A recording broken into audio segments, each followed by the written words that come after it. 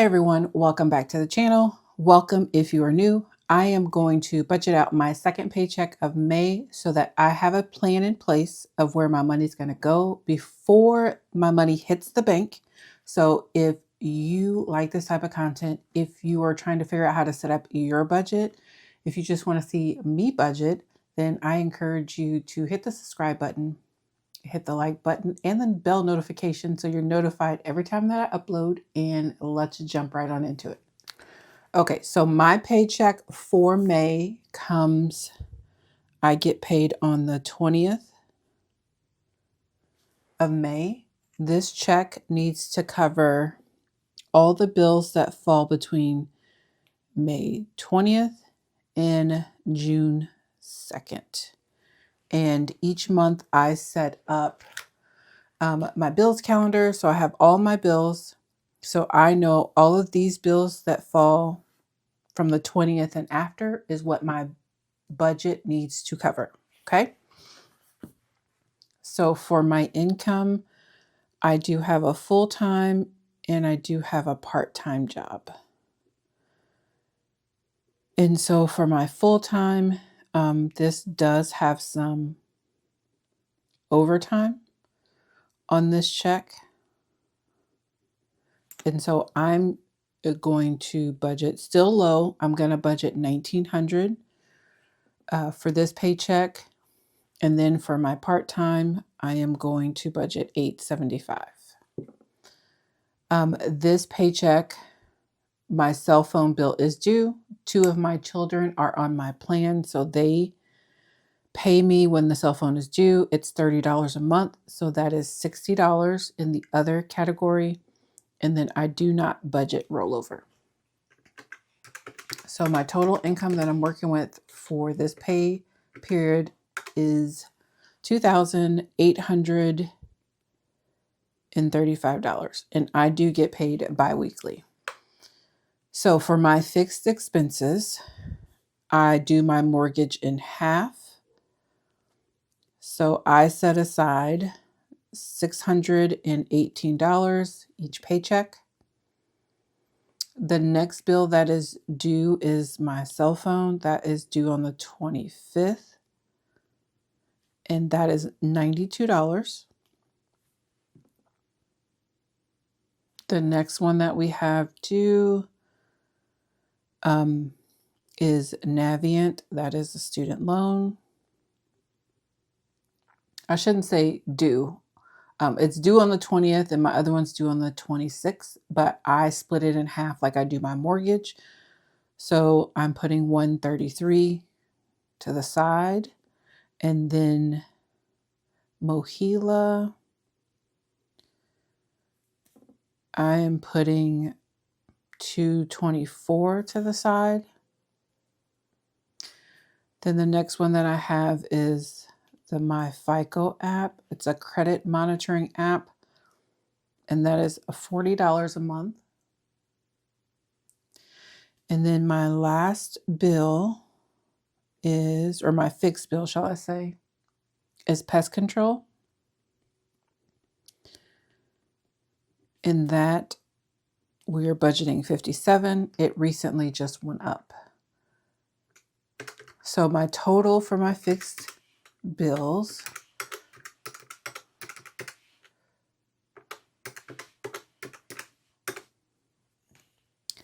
I am budgeting $1,164.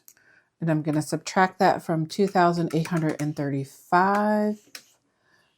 So we have $1,671 to work with.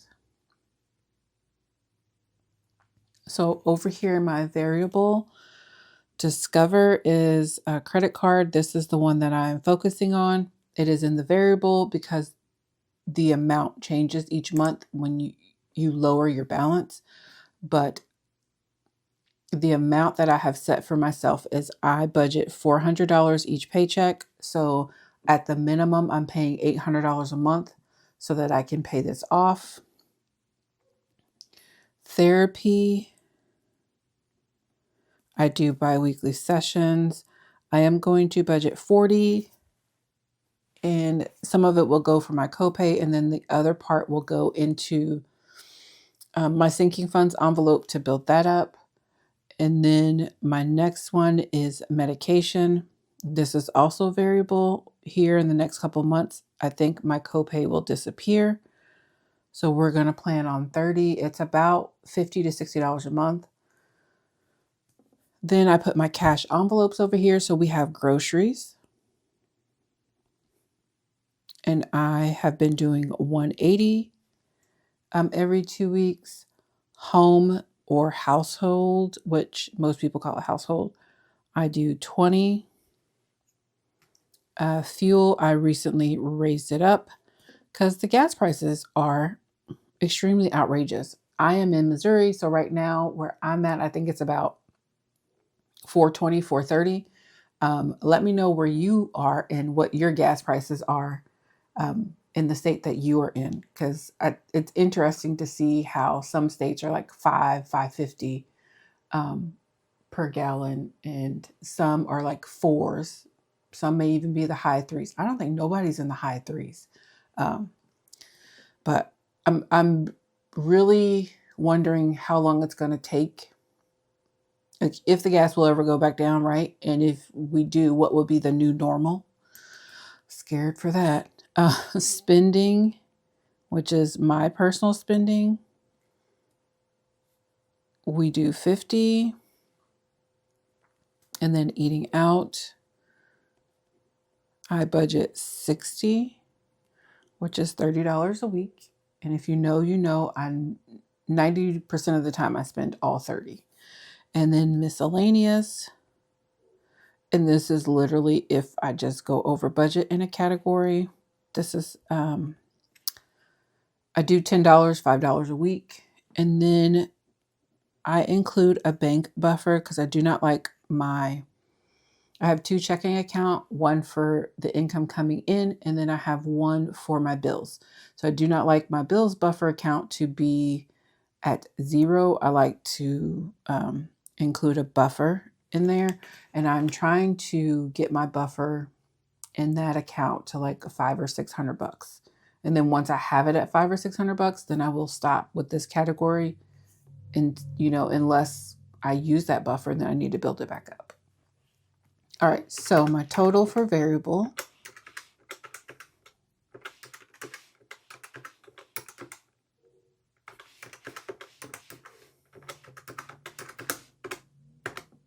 we're at 1,000 even.